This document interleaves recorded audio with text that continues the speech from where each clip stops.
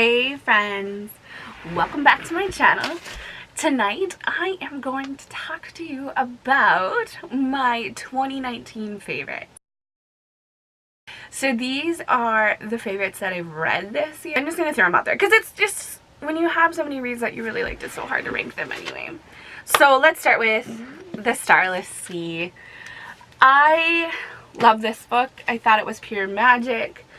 It's one of the last books I've read for 2019, and it's just gonna stick with me. I am definitely gonna reread this. It was pure, I felt like I was falling into another world. I love the characters. I wanted to be there with them.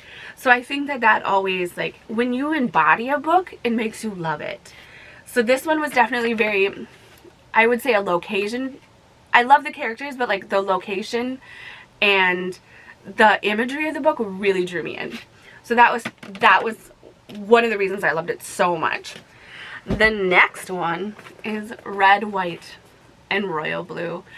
I think this is going to be on a lot of people's lists. A lot of people seem to really like it too. Alex and it's Henry, right? Yeah, Alex and Henry. Oh my gosh, they're so cute. I loved the wit in this book. What is her name? Cassie McQuiston is amazing. She is hilarious. The writing was my favorite part of the book, and the character development really was a win for me on this. I loved both Alex and Henry. I maybe loved Henry more because I think I like that more introverted prince type character. Honestly, it was a little bit smutty for me because I'm very surface level on that, but you can read past those pretty quickly or skip over them. So I really liked the storyline, just the kind of the love to hate, or hate to love. Let's not love to hate, that's not good. So the hate to love, the cultural differences, the political differences. This was such a good book. I cannot wait to see what more of Casey comes out with. The next book was Wonder. And Wonder, I know Wonder came out a while ago and it was popular a while ago, but I read it for the Believe-a-thon this year that was hosted by Gavin Hetherington. I read it for the Believe-a-thon that was hosted about middle grade reads, I think in November. It was a life-changing book, and I've talked about it before, so I can definitely get up above, but this is the book that everyone needs to read. Every child in school needs to read this book. Everyone needs to understand each other and grasp what it means to have compassion and love each other for whoever we are. The book made me laugh and made me cry and made me so angry. I would get up from my desk when I was listening to it at work and just have to talk to my friends about it because it was making me so mad. So it was life-changing. Definitely read Wonder if you have not. The next book is Where the Crawdads Sing. This was another book that was really location driven for me, that I loved the location and the bayou and the isolation and growing up alone.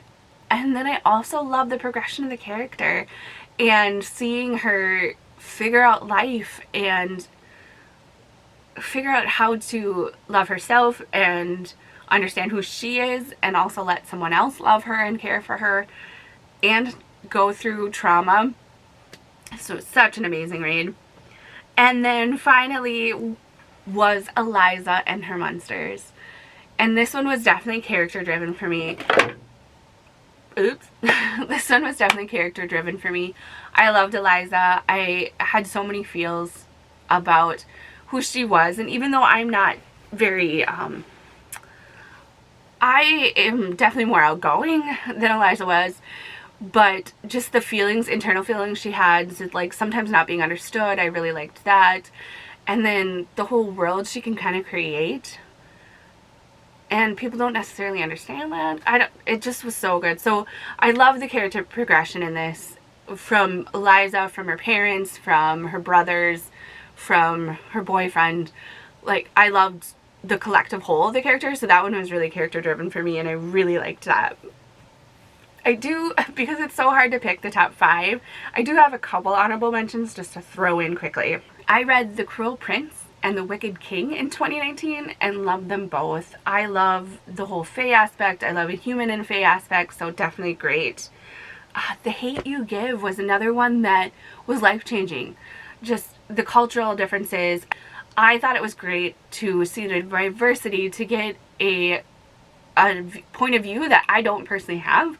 So it was an amazing book. It was so hard to listen to at points and so frustrating that like people can still not see beyond skin and see who people actually are. It drives me insane that we're not over that, but I know we're not.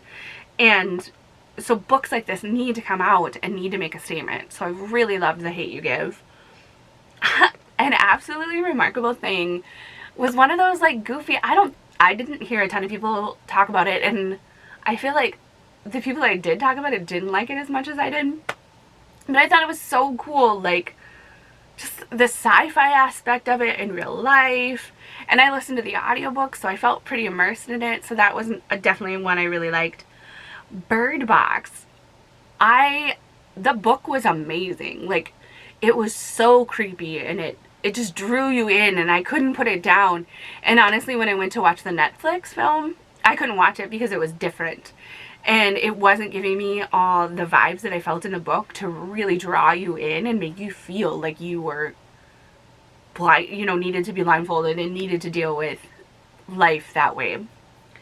And then the final was once again from the Believe-a-thon, and that was The Trials of Morgan Crow. I loved Morgan.